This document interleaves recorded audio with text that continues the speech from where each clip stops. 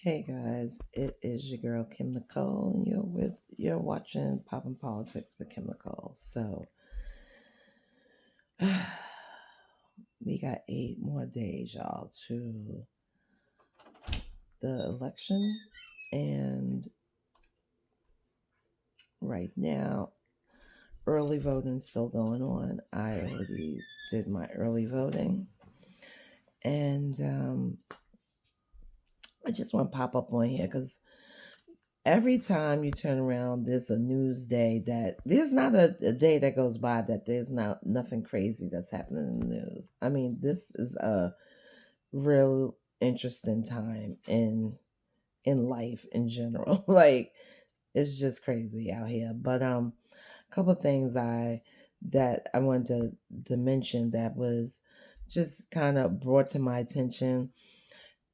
And that's first I want to talk about Abby Phillips' show on CNN. And she seems like such a lovely girl, such a woman, excuse me, woman. And, she's has this round table with people who have different political views. And so there's this panel that's, you know, created on her show to discuss whatever topics they're talking about. And you have opposite ideologies um on the at the round table on the panel. But she is the moderator, and I just think that she's very intelligent. She seems very sincere. She's very very calm demeanor. But every time, and I don't watch it often because I stopped watching CNN, but I've seen the clips and I've watched some of it, and I'm not impressed. What I'm not impressed with, and I know she's not in there to be impressive or the show, but I'm not impressed with this show. I think it's just like a reality TV show that's gone wild. Like this could have been the Housewives episode because what CNN is doing is just creating a atmosphere of chaos and just people looking to get people riled up, triggered, and for views. They're like view whores, if you will. CNN, the network. And here you have this nice woman, Abby Phillips, who's sitting here and she's trying to moderate people who are very strong willed and um you know they're yelling and it's just like she looks like she has no control over her own show, and I think that's a disservice to her because obviously she has a lot to say and she doesn't get to say anything much. She's like, oh, well, wait, she's very soft and everything, but it just is like a shit show. And so for me, I'm like, why are we even watching this? This show, I don't want to say it needs to be canceled, but it needs to be remixed. They need to format the show differently. I'd like to hear more from her and not her being just like, she's more like a referee than a moderator or a facilitator. And I don't like that. And then you have Scott, this guy, Scott, I don't know if his name is Scott something, Jennings, and he's the Republican talking head that's been on there a lot as representing the Republican side. And he's always just out of pocket, out of line. And I'm telling you, when he put his finger up in Michael Eric Dyson's face, that right there, he would have caught a case. He would have caught these hands quick. And I don't care. But Michael Eric Dyson, he's a class act, but I don't care what nobody said. A man to man, you don't allow another man to put his hands in your face. That's one. Number two, Abby needs to get control of her goddamn show, her panel. And most recently they had I forgot the guy's name. Mehdi Hassan on with this other guy who was a Republican. Um, I'll just say a Republican strategist. I don't know his name off the top of my head because he's unimportant, but he was saying some incendiary things about Palestinian and that whole trope. And he got out of line real quick. He got besides himself and said something to the effect like he hopes that he pushes the button, alluding to the fact that maybe he blows himself up or he gets blown up, um, because that's what the Israeli and the Palestinians are doing to each other. Like, well, Hamas is killing. I don't even want to get into this whole situation with Hamas and um, Israel and the Palestinians, but he said something out of pocket that was very racist, and um, it was really like something like, go kill yourself, and it also was stereotypical of what people say about Palestinians or Arab people, period. And so she came back on and she said that she was removing him in that scene, and this was not a space for racist commentary, but it every time her show airs, there's racist commentary being spewed.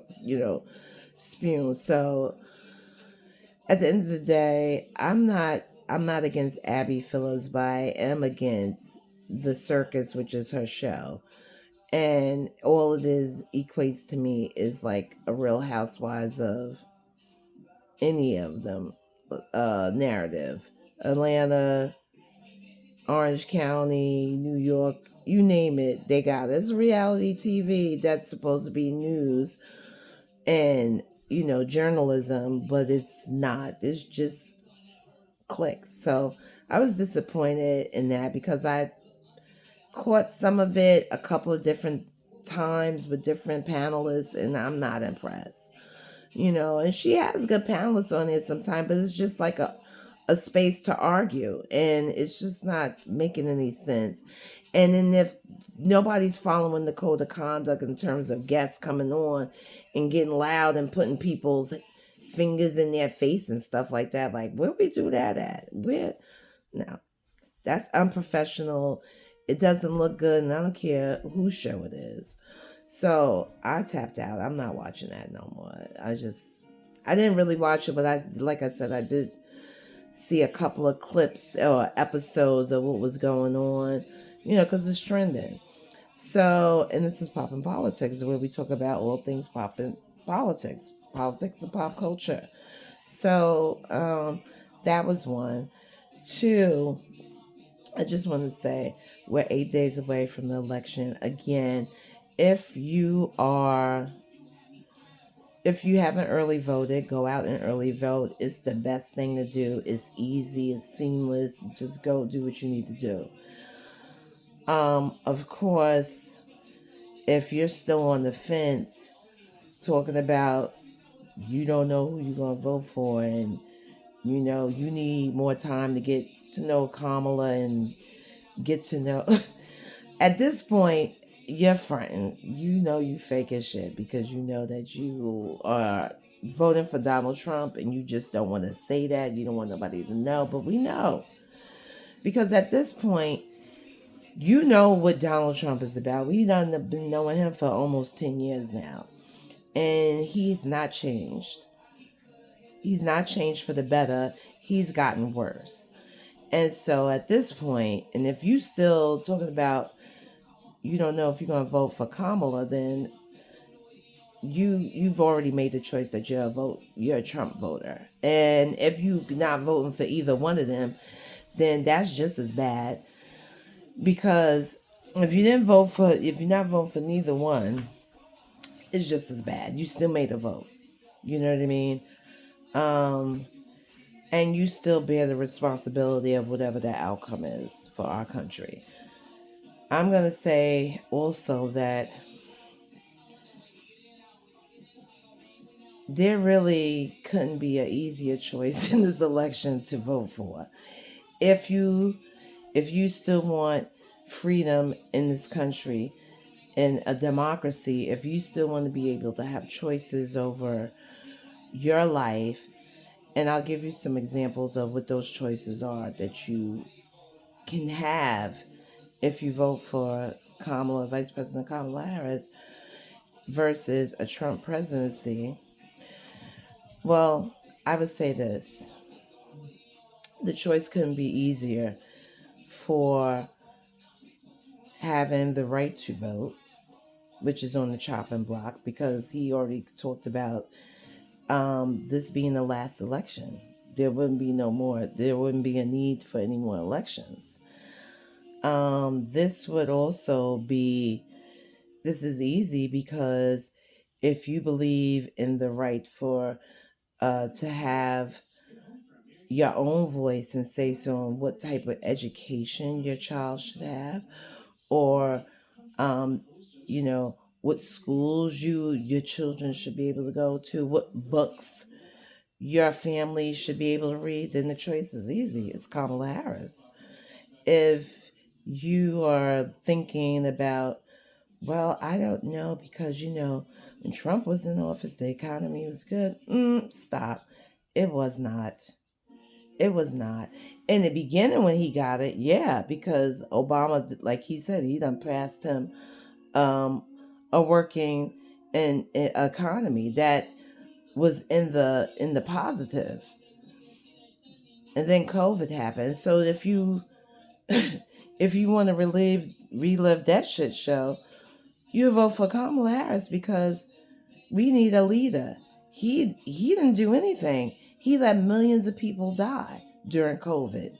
He stopped sending funds to states that didn't vote for him during COVID. Remember that? It was a fun time. He wouldn't even listen to scientists, doctors, anything during COVID, telling him that no, you can't cure COVID by, you know, what was it, Clorox or Lysol disinfectant. No, not on you. So no, the choice is easy. You're gonna vote for Kamala. Come on now.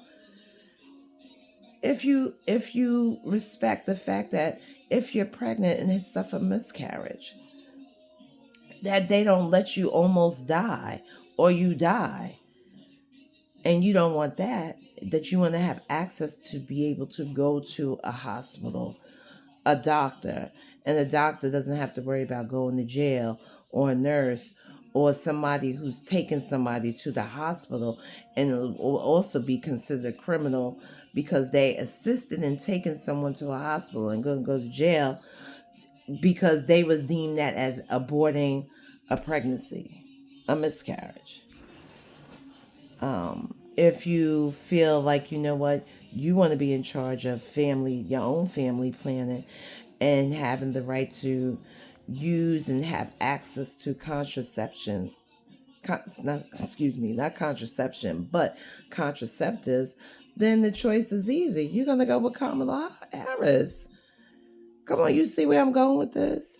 The choice has never been easier in this time for this election versus Trump versus Kamala Harris. The choice is easy. The choice is easy when you think about you being able to live in a country as an American citizen, and being able to live here where you was born at, and not have to worry about your sovereign rights as a born American citizen, which is natural citizen, versus a citizen who came through immigration, having to worry about being deported and sent to a concentration camp. Come on, y'all. Come on. Concentration camps we're talking about. This is not enough. This is not normal shit. This is not a normal election. So if You think that these choices, well, the choice for who you should vote for, the choice for me has never been easier. And it's Kamala Harris. Point blank, period. Everything is on the line. And you cannot sit this one out. You cannot. So, everybody, everyone, wherever you are, New York, my hometown, and I'm now in North Carolina, early voting has begun. Get your ass out there and vote. I know New York is going to come and do it, and we're going to do it right. Now, I'm down here in North Carolina, and North Carolina has been showing out and showing up. So I need everybody. I need that Gen Z group. I need that foundational Black Americans or Africans to get your shit together and talk about what you need to do. You need to get out there because Trump is never going to help you. And y'all know that. Anybody who's Black who thinks that Trump is going to be doing something for them, you're out your mind. You really are. And you need to stop that bullshit. If you don't like Kamala because she a Black woman, so fucking what? They didn't like Hillary. She was a white woman. But she still was better than Trump. What are you going to say to your kids if he gets in office and he starts rounding up? He rounds up one group. He can round up any group. Maybe he'll start with Mexicans or whatever, immigrants, and then it'll be the Haitians. And then the next group, no group is safe. Nobody's safe, except if you're white. So if you're not white, get your ass out there and vote for Kamala Harris. And if you are white, you should also do the same thing, because at some point, it's going to affect you too. It's never just inside one job for one person. It affects everyone as a whole. So we have a deranged person running for office. He's unstable. He's unfit. He's evil. And he doesn't care about anybody except himself and the wealthy people. If you're a MAGA, y'all need to snap out of it, because you too are going to be, y'all going to be fooled. Y'all going to see. And nobody should be hating on nobody. Honestly, I'm just keep thinking like these people who's part of MAGA, like, what's really y'all deal? Because especially if you're not a Black or brown person, Native American, Pacific Islander, like, what's your issue? If you're white, you already have privilege and entitlement, period. And it's already, the society already yields to whatever you guys want first. If I just don't understand. What is the problem? The problem are not other people. When problems are occurring, most of the time it's an inside job. It's yourself. I'm not saying that there aren't real problems with other people. Yes. But you have to take a real good look and think about it. Anyway, I said what I said. I just wanted to get up here and just make a little quick chat about something that, like, I just saw. It wasn't my planned content today, but it was something that I just happened to see, and I just wanted to jump on here real quick and say a little something, my 2 cents. But yeah, get out there and vote, guys.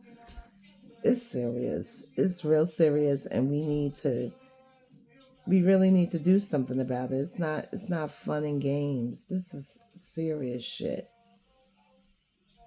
And we all suffer so much if this man gets into office. So that's my rant. I'll see you on another video vlog. It's Poppin' Politics with Kim Nicole. Bye.